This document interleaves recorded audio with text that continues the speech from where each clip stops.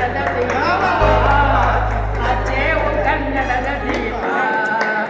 ಗುರುರಾಜ ಬಂದ ಯಾರಿಗೆಯವರು ಬಂದರು ಕಂಡೆರುದು ನೋಡಿ ನಮ್ಮನ್ನು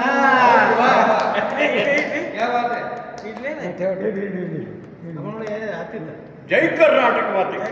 ಹೋಳಿಗೆ ತುಪ್ಪದಲ್ಲಿ ಉಣಿಸಿರಿ ನಮ್ಮನ್ನು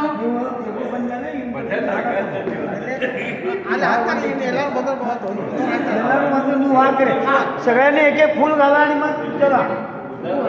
एक एक फुल घाला ಹೆಂಗೈತ್ರಿ ಹಾಡು ಪೆನ್ ಇಲ್ಲ ಪೆನ್ಸಿಲ್